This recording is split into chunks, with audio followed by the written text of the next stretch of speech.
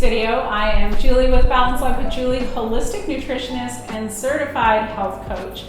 This week, I want to continue our conversation from the last video where we talked about toxins. I want to do a deeper dive into food colorings.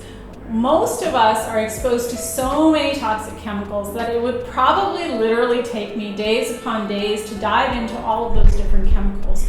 So in this next series of videos, I'm going to talk about the ones that are the most serious, the ones that you want to pay attention to, and hopefully if you are consuming these types of products or foods, that you'll look at getting rid of those toxic chemicals out of your system, out of your life, and swap out for more natural, wholesome ingredients.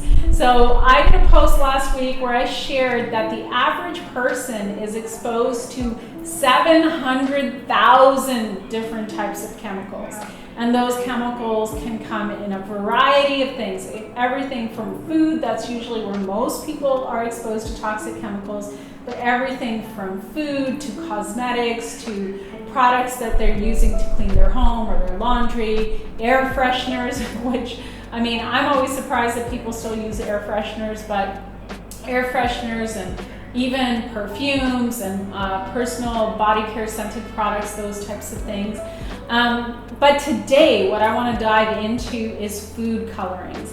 Now, a lot of people, I don't think, really give this a second thought and don't recognize that the colors that are used to, make your food brighter, they're not healthy.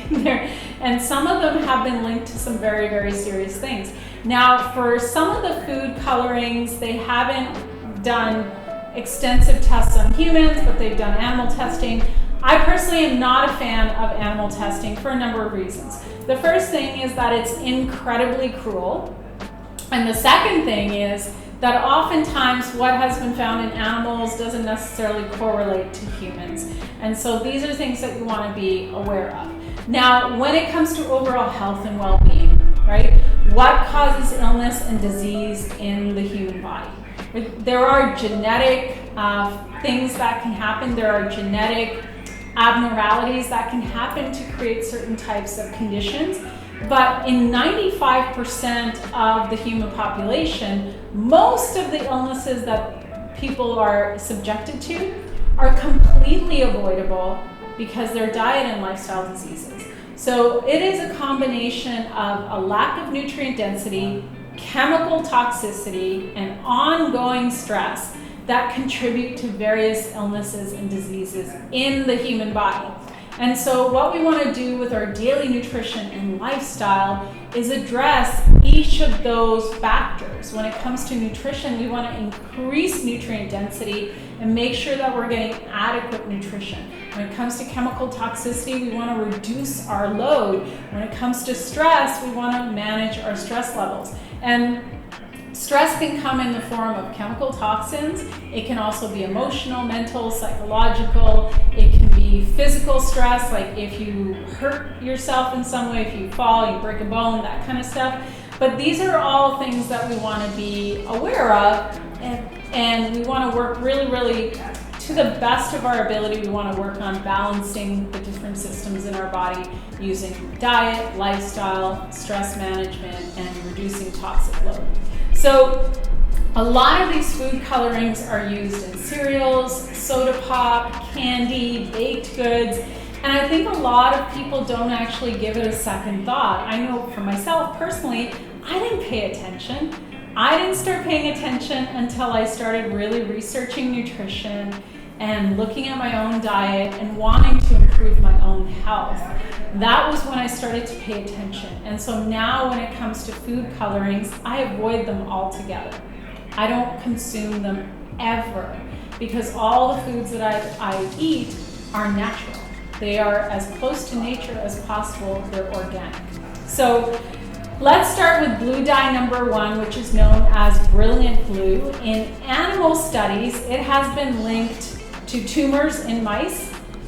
It can be found in baked goods, in candy, in cereal. So I know a lot of people like to have cereal in the morning, but if your cereal is brightly colored, that is cereal that you want to avoid. One of the healthiest swaps you can make is whole grain oats with some different colored berries, some cinnamon to top it off, and maybe even, cut up some dates. It'll be so delicious. Okay, so that would be my suggestion. Moving on to blue dye number 2, it has been linked to tumors in male mice, and it can be found in pop, in sports drinks, in candy. So you want to kind of keep your eyes peeled for that. Citrus red number 2 has links to urinary and bladder issues in mice, and it can be found in the skins of oranges. So again, this is a reminder that even sometimes when you're buying fruits and vegetables, if they're not organic, they likely have many, many, many types of chemicals that are used, from seed to the time that you purchase them from the grocery store. So maybe they were sprayed when they were growing, maybe they're sprayed to keep the bugs off them, then they're sprayed to stop them from ripening too quickly. They might be sprayed just to keep them their shelf life a little bit longer in the grocery store and whatnot. So just paying attention that you want to aim to the best of your ability to move towards organic food. Then we're moving on to green dye number 3, known as fast green, and it has been found to have increased rates of tumors in the testes and the bladder of mice, and it can be found in ice cream, candy, and pop.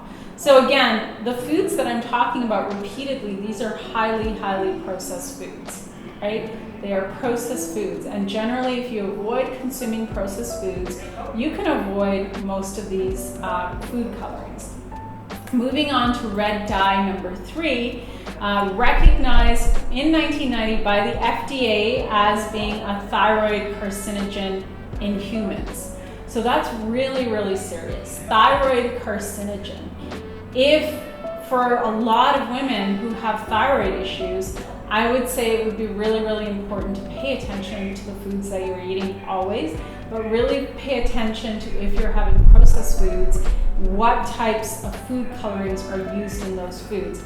Now, interestingly, red dye number 3 has been banned in cosmetics, but it is still used in food, and that's not good. It can be found in baked goods and in candy. So moving on to red dye number 40, which is actually the most widely used food coloring. It actually causes allergic reactions in some people, and for kids, it might trigger hyperactivity. So I don't know if you've ever known a mom or a parent who's taken their kid to a birthday party and their kids come back and they're just like bananas, right? They're over the top. You can't get them to settle in or settle down. It's likely because of some of the food colorings that are used in whatever foods that kids are eating. And it's funny because it's right around the time of Halloween, and usually Halloween is one of those holidays along with Christmas and Thanksgiving, but especially Halloween, and the other holiday I would say would be Easter, where kids are encouraged to eat these foods. We socialize them from the time they're babies to consume these foods that are not really good for them. They're full of sugar, they're highly processed, and then on top of that, they're full of all these chemical food colorings, not good at all. Moving on to yellow dye number 3, it also can cause hypersensitivity in some people, and as well as some behavioral issues in kids and hyperactivity. So again, it's like when you see kids and if they're eating Smarties or M&Ms and all of those different colors, food colorings that are used in those particular candies, they can be found in baked goods, candy, and cereal. Yellow dye number 5. So the final dye food coloring I'm going to talk about, yellow dye number 6, it has been linked to adrenal tumors in animals, and it can cause severe hypersensitivity in kids. And I keep coming back to this whole thing of hypersensitivity, food like allergic type reactions. These are things to pay attention to. It's not something that you want to sweep under the rug. So if you can't have, or you don't want to have this type of stuff and you don't want to feed it to your kids, what can you have instead? Well, Mother Nature has designed so many wonderful vegetables and fruits. And I really do consider fruit to be Mother Nature's candy for us. And that's why fruit is in all these vibrant, and even veggies are in these bright, vibrant colors. And all those vibrant colors actually signify different vitamins, minerals, nutrients. And that's what you want to be having instead. And I'm sharing this as somebody who used to be really, really addicted to candy, to fast food, to processed foods. And so I get it. And over time, as I've become aware of what these foods do in my body, and out of self-love and self-respect, I've stopped consuming these foods. I won't serve them. If someone comes to my home for a meal, I'm not going to serve them to my guests. I want my guests to have high quality, nutrient dense organic foods. And so that's what I serve my friends and my family and myself, right? It is a process. So if these are foods that your kids are used to or you're used to, you may start just like swapping things out, right? Now, for example, yesterday we had a beach day. And so instead of bringing candy or chips, we brought fruit, different types of fruit, nuts, that kind of stuff. So I would encourage you to just start swapping stuff out, see how it feels. You're going to feel better in the long run, and your body's going to feel better. You're not going to expose yourself to any sensitivities and hyperactivity and that kind of stuff. So I hope you found this video to be helpful, and I will be sharing more about different toxins that you want to work on getting out of your body, your life, your environment. So if you found this video to be helpful, please feel free to share this with anyone. Please share the message so that more people become aware of what they're putting into their body and they're able to take better care of themselves. And until next time, be well.